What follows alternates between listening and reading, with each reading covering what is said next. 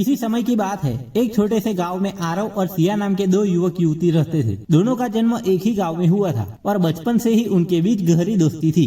आरव और सिया के परिवारों के बीच भी मधुर संबंध थे, इसलिए दोनों का मिलना जुलना किसी को असामान्य नहीं लगा। वे साथ खेलते पढ़ते और हर छोटी बड़ी बात एक दूसरे के साथ शेयर करते।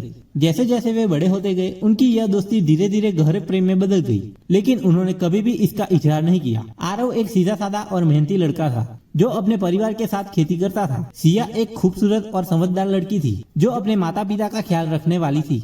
वह भी आरव के साथ मिलकर गांव के छोटे छोटे कामों में मदद करती। दोनों की यह निस्वार्थ मित्रता गांव में सभी के लिए मिसाल थी। एक दिन गांव में एक मेला लगा। आरव और सिया ने सोचा कि वे साथ मेले में जाएंगे और खूब मस्ती करेंगे। मेले में जाते समय सिया ने अपनी माँ से छिपकर अपने बालों में एक गुलाबी फूल लगाया जो आरव को बहुत पसंद था। आरव ने भी अपनी जेब में सिया के लिए एक छोटी सी चूड़ी रख ली जिसे वह मेले में देने का सोच रहा था। जब वे मेले में पहुंचे तो वे दोनों एक दूसरे के साथ बहुत खुश थे। झूले, मिठाइयाँ, खिलौने, हर चीज में दोनों ने अपनी दुनिया बसाई थी। आरव ने मौके की तलाश की और एक शांत जगह पर जाकर सिया से कहा, सिया तुम्हारे लिए एक चीज लाया हूँ। उसने अपनी जेब से चूड़ी निकाली और सिया को दे दी। सिया ने मुस्कुराते हुए कहा, यह तो बहुत सुंदर है। सिया ने मुस्कुराते हुए कहा, यह तो बहुत सुंदर है आरव, तुम मेरे लिए ये क्यों लाए? आरव ने हिचकिचाते हुए कहा, क्योंकि तुम भी बहुत सुंदर हो सिया, तुम्हारे बिना मेरी दुनिया अधूरी है। यह सुनकर सिया के दिल की धड़कनें तेज हो गई। उसने भी अपने दिल की बात कही, मैं भी तुमसे कुछ कहना चाहती थी आरव, मैं भी तुम्हें बचपन से ही पसंद करती हूँ, लेकिन कभी कहने की हिम्मत नहीं जुटा पाई।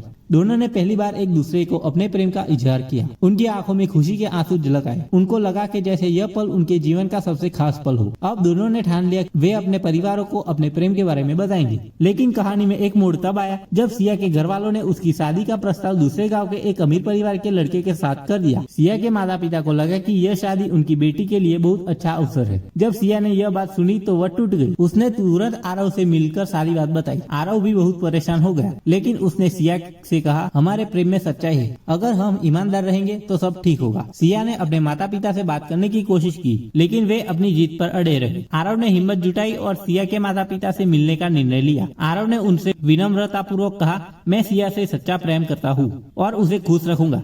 मैं गरीब हूँ लेकिन मैं मेहनत करूंगा और उसे हर खुशी दूंगा। सिया के माता पिता पहले तो नाराज हुए, लेकिन फिर उन्होंने आरव की ईमानदारी और साहस को समझा। उन्होंने सोचा कि एक अमीर लड़के की बजाय जो सिया से सच्चा प्रेम करता है वही उसके जीवन का साथी हो। तो आखिरकार उन्होंने सिया और आरव के प्रेम को स्वीकार कर लिया। कुछ महीनों बाद दोनों की शादी पूरे गाँव में धूमधाम से हुई। आरव और सिया ने एक साथ मिलकर अपने सपनों को साकार किया। वे गाँव में रहकर ही अपनी मेहनत और सच्चे प्रेम से खुशहाल जीवन जीने लगे। उनका प्रेम और समर्पण गाँव के हर युवा युवक के लिए प्रेरणादायक बन गया। इस तरह सच्चे प्रेम की जीत हुई और आरव और सिया ने साबित कर दिया कि जब प्रेम में ईमानदारी और विश्वास हो तो कोई भी मुश्किल उसे हरा नहीं सकती।